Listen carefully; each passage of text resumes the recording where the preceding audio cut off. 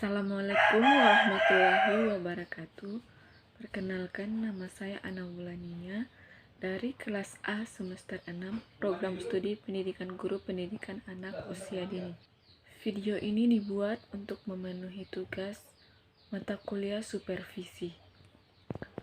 Adapun video ini berisi tentang jawaban mengenai pertanyaan yang diberikan. Pertanyaan pertama, apa perbedaan antara supervisi akademik dan supervisi manajerial? Jawabannya, supervisi akademik adalah serangkaian kegiatan untuk membantu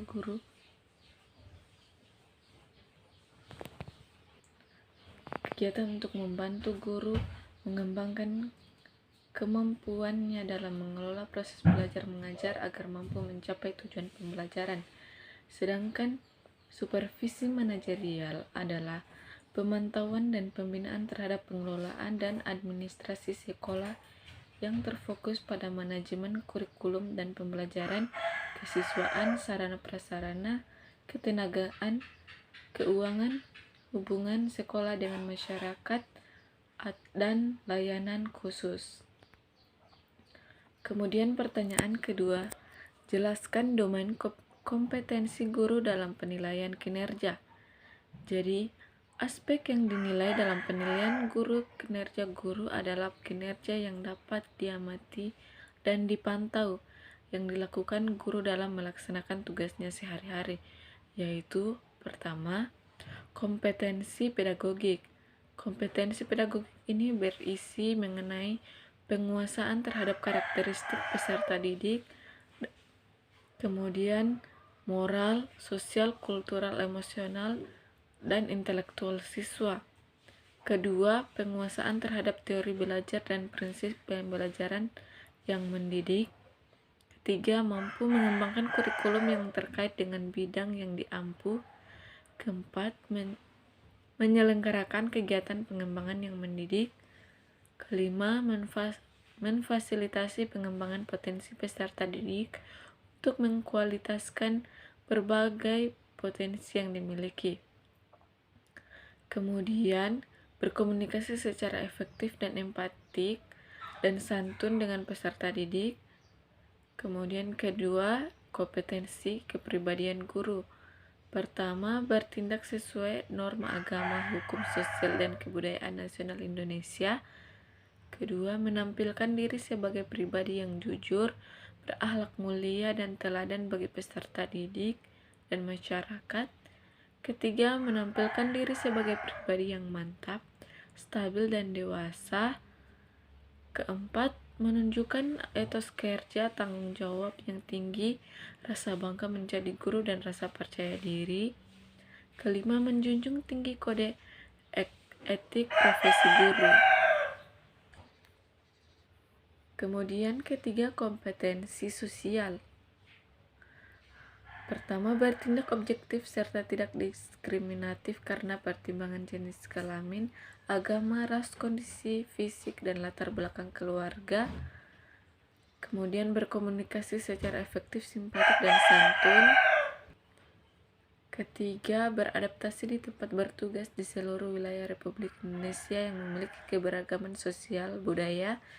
Keempat, berkomunikasi dengan komunitas profesi sendiri dan profesi lain secara lisan dan tertulisan.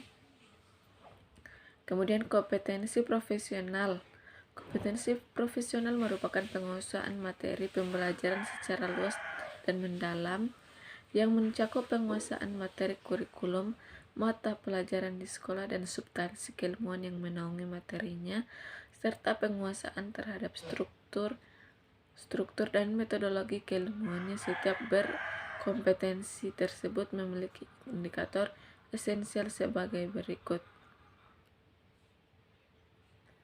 Kemudian pertanyaan nomor 3, jelaskan proses dalam penilaian kinerja guru, pelaksanaan penilaian kinerja guru. Adapun proses melalui 4 tahap, yaitu persiapan, pengumpulan fakta dan data penilaian, serta terakhir pelaporan. Pertama, melakukan persiapan. Nah, di tahap persiapan ini diawali dengan penetapan penilaian penilaian kinerja guru harus memenuhi syarat. Kedua, tanggung jawab penilaian. Dalam penilaian ini memastikan bahwa guru yang dinilai memahami instrumen untuk melaksanakan penilaian kinerja guru. Kemudian periode penugasan. Dalam periode penugasan ini merencanakan penilaian kinerja guru tahunan. Kemudian berkaitan dengan fakta dan data, yaitu pengumpulan fakta dan data bisa dilakukan sebelum, saat, dan setelah pelaksanaan penilaian kinerja guru. Tahap ketiga yaitu penilaian. Adapun sebagai penilaian itu klarifikasi antara fakta dan data berdasarkan indikator kompetensi. Kemudian perbandingan antara fakta dan data skor yang dinilai. Kemudian meminta persetujuan hasil pada guru yang dinilai. Dan terakhir yaitu melakukan pelaporan kegiatan, bisa dilakukan secara online dan offline.